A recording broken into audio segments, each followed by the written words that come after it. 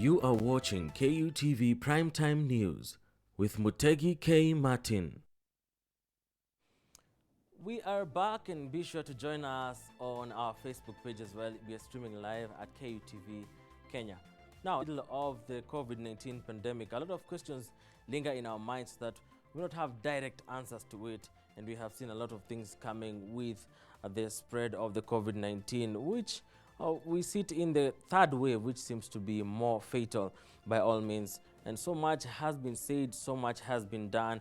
It has affected the education sector as well. And from inconsistencies of education to mental health issues, students have been affected, and the communities that live around students. And of course, here at KUTV, we love to have discussions that will shape our communities and our futures in terms of tackling the issues that we face. And we're now joined by Anthony Manyara, who is the president of Kenyatta University's Students Organization, KUSO, and the Youth Agenda, YAA, to help us understand this whole issue and how we can be able to go around it. Karibu sana, Bwana Manyara. Thank you so much, Martin. First of all, I will begin by correcting you slightly that it's not Kenyatta University Students Organization, but Kenya University Students Organization. Definitely. That is the umbrella body. That is the umbrella body representing students nationwide, both public institutions, private institutions, TVETs, and also colleges. Thank you so much for hosting me. All right, definitely. Karibu sana. Thank you for that correction as well. That was a slip of the tongue. I remember before the break I introduced that quite well. It's a Kenya University Students Organization, KUSO. Now, let's get straight into this. This is not the first time we're seeing the university's closure due to the COVID-19 pandemic. It's the second time, and after the first time that we had closure of the universities, we saw a phased reopening of the same in 2020, where a few students would come and a few others would be doing virtual learning and all. How did this situation help in bringing relief to this particular sector? First, to begin with, Martin, I first of all will start by appreciating the fact that Kenyatta University is one of the best institutions we have in the country, and we so much recognize the fact that they even have their own television network, and we see that is, of course, setting a precedence to other universities. Number two, to answer just what you have just indicated, is that after the president, of course, ordered universities to be closed, all the universities, myself, I also gave directive to all the university students to head home. Most because, of course, with the directives by the president, students are highly at risk of contracting COVID-19 in their institutions. And as a chairman, I saw it very wise to see that our students are safe, and the safest place they can be, nowhere else but their homes with their parents, simply because there are very many controversies regarding the contracting of the disease. If a student is admitted in any hospital, there are expenses which are very expensive for common students. Most of these students come from very humble backgrounds, and for them, even to acquire the oxygen machines or even the ventilators, it's becoming very hectic for them, simply because those machines, some of them installation and also trying to sustain them in those hospitals, goes to a tune of more than 100,000. And some of them also, you can see the students when they apply for help, which caters for the education, which is a basic need for them. It is an aspect which costs them. Help gives them to a tune of 40,000, 45,000, to even a maximum of 60,000. So, which tells you that sustaining them in hospital is quite more expensive, and also they risk their life in the process. So we decided as the National Steering Committee of Kenya University Student Organization that students are best safe at their homes. All right, and you've spoken a bit about ventilators and all, and we're going to come to that particular space where we can also encourage innovation through university students and those in TVETs. But before that, let's look at some of the things that have been pointed out by people from various circles, where a number of students have been reported of experiencing frustration due to school closures, and most of them really want to complete their studies, and all frustration that has grown to desperation, to stress, even to some levels depression. And what is the place of mental issue talks in this particular time that we are staying in, seeing some of the students are reportedly having mental issues at this particular time? Thank you so much, Martin. First of all, I recognize the fact that on Tuesday, I talked to Honorable Dr. Mwangangi, who is the Chief Administrative Secretary of Health, the Minister of Health, and we discussed a plethora of issues. One of them being the issue of mental health.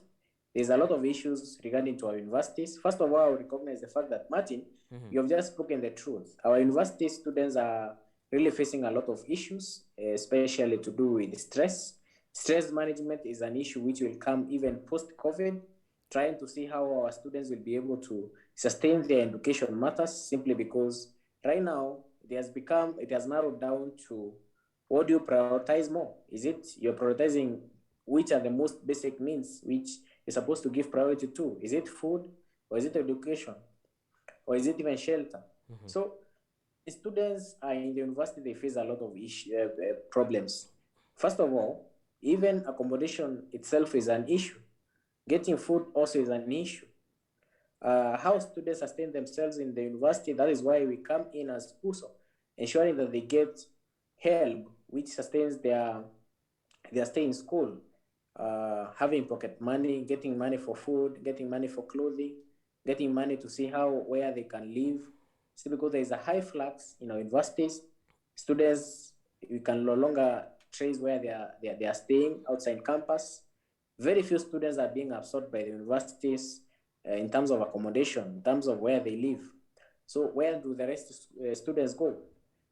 Just recently, I took the PS housing so that we can be able to see how we can regulate rents for students, simply because some tenants are taking advantage of the high flux in the universities to increase rents. And when you increase rent, of course, very many students are being affected. As a chairman, we have engaged with the government to see how we can be able to regulate that rent so that every student will be able to afford. Students at Kenyatta University, students at University of Nairobi, students at JKUAT, most of the students live around Juja. Most students in KU live around Kahawa Sukari, Kahawa Wendani. Most students in the University of Nairobi live around Nairobi City. Some of them live in Gara, others live in Kasarani. Those are the big universities I'm speaking about, but even those other universities also, they have their own problems which they face in terms of accommodation. But then again, just to answer what you have asked, Martin, students are highly depressed. And when we talk about depression, that depression doesn't come out of their problems alone. It's simply because when you look back and you want your hope is your parents. What about if you look at that parent and also you see that parent also is facing a lot of difficulties in the process? The parent also trying to look for money for your fees. The economy is bad simply because of the bad effects of COVID-19 economically. The parent also cannot afford. What do? Most of the cases, these students also are depressed. They have gotten into drugs. And simply because also they are very idle. Some of the students have gotten into, most of them have gotten pregnant, especially our female students. There are very adverse effects of COVID-19, which I'm very sure they have resulted into stress amongst our students. Now that one we talk about mental health, which I'm very sure will be a very big issue going forward. Martin, I want to remind you, just the other day, I spoke in the Senate spoke about what students are going through. All right. Simply because there was delay of help, there was delay of higher education health board funds. Most of the students, they have been highly affected. We have seen students eating rat meat. We have seen the students eating lizards. We have seen students drink porridge. We have seen students only drink water, and that is all they take just to sustain themselves for a day. Me as myself as a chairman, I know what that feels. I've been in a hostel. I've gone to Club 36. I know in KU there's a joint fair whereby students go to eat called KM. Those places are the places where students go to eat to afford meals. And when they go there, you can get a good meal, an affordable meal with a tune of 50 shillings. But what about if you don't get that 50 shillings? My phone book, my phone has got very many messages from students, most of them borrowing 30 shillings, 50 shillings, just to sustain themselves to get food. What happens now if you don't get that money? So, Martin, there's a very big challenge. I would like also, we use these platforms also to address the same so that our students are well stable. Definitely. And just before we go to the community, I'm glad you're touching on, and it seems you're really in touch with the happenings and the lives of the students in general. Just before we go to the communities that surround these particular students, as we look at the desperation situation, what are probably the negative things that students are turning to, and how can we avoid that? What can we also do to make sure that our students stay afloat? What other avenues can we point them to? First of all, I'll begin by appreciating the fact that you're asking the right questions, Martin. First of all, this government, in as much as the president, who we so much love, is attaining most of the promises which he promised Kenyans, education still remains a very big factor, which should be able to be addressed by the president, the government itself. Myself, I will not see that, in as much as I support the president, which I so much support him. He is my friend, he's my personal friend, and I support him. But I will not shy away by saying that the people I represent are suffering. Currently, all the universities, there's 72 universities in the entire country, more than 250 TVET institutions, colleges, polytechnics, students are suffering. There is a lot of desperation, as you have said. The desperation we are speaking about, Martin, is because students, when they graduate from the university, when they go outside there are no jobs.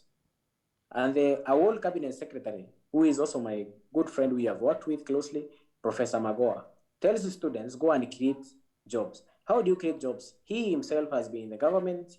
He has never survived without a job, which he has been employed. Creation of employment means you need capital. And when you say you need capital, first of all, you cannot get it out of the blues. You need to get that capital from somewhere.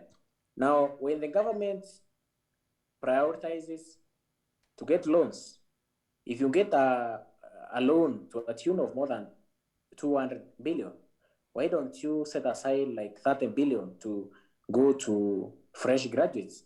Simply because those are the future of the country.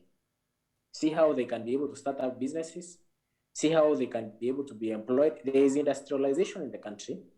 There are very many parastatals in the country, in government agencies. There are very many companies which are affiliated to the government.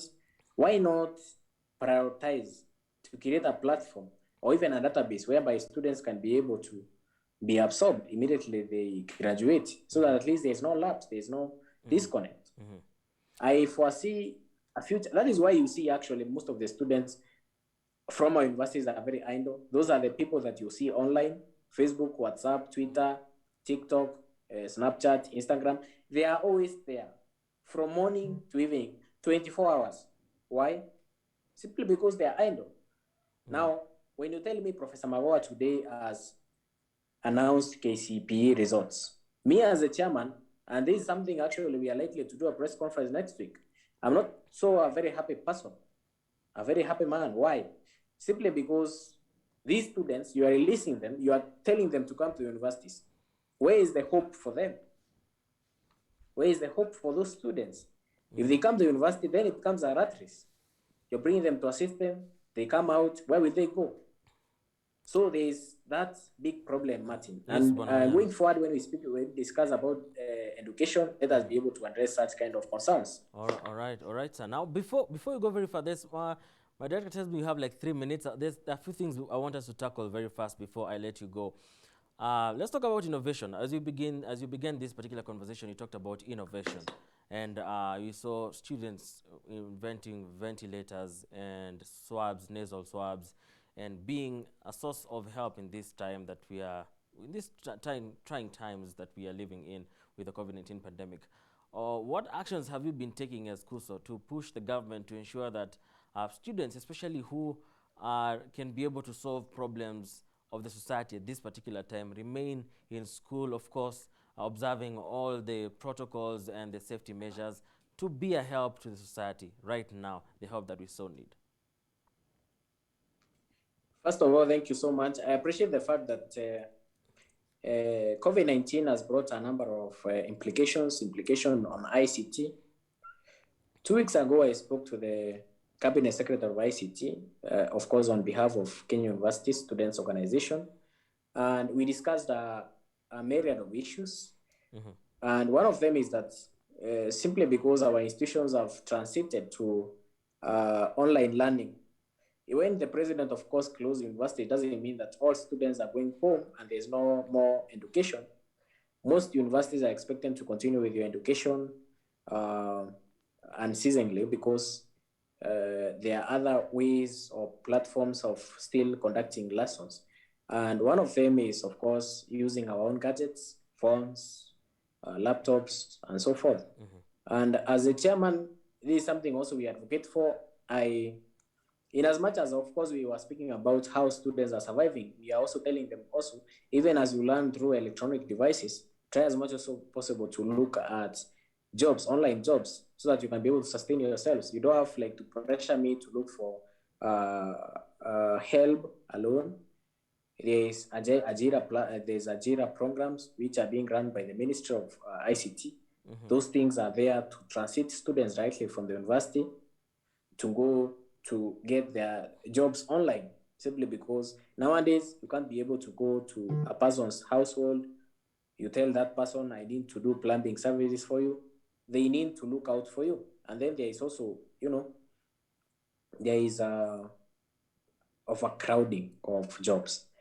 So those are the things actually we are able to advocate for. And going forward, actually, Martin, just to clarify to you, in talks with Professor Magoa, we are going to look at to it to see if this COVID-19 issue progresses for an unpredictable kind of time.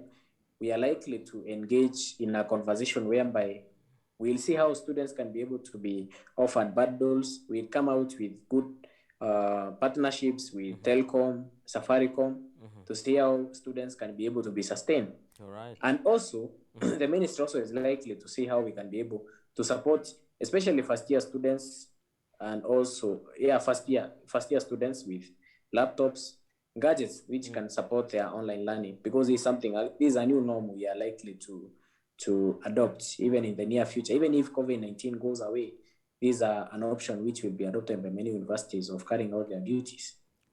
All right, Bonamanyana, as we wind up, in 30 seconds, because our time is totally out, let's talk about the communities around these particular universities. When you talk about places like KM right here in Kenyatta University and Klabu in UON, going back to my countryside as well in Tharaka Nithi, where we have Chuka University and there's Ndagani Market.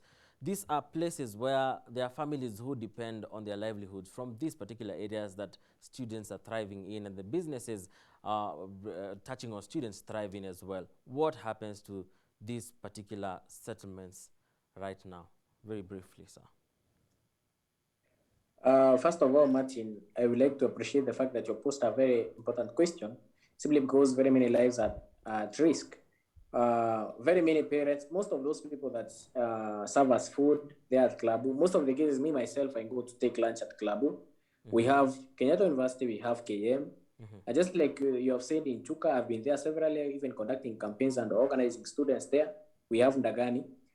I can say that students, those are the hot points whereby students go there to take food. And the parents or the people that earn their resources or even funds from, serving those students, currently they have no customers. And I can tell you, as a matter of fact, maybe up there is a great disconnect between the haves and the have-nots. But then again, the government needs to look at those people who have lost their jobs out of this lockdown, out of this closure of schools, simply because those people have nowhere else to go, they have nowhere else to get money. So I don't know how many people are watching me right now, but my message is the government needs to prioritize on the economy of Kenyans, especially the people who are much affected by COVID-19, not in terms of health, simply because the government has concentrated on health. Si kila mtu ni mgonjwa. We need to look at those people who have been affected economically, our parents. Right. How will they be able to raise school fees? How will they be able to raise money to sustain their families?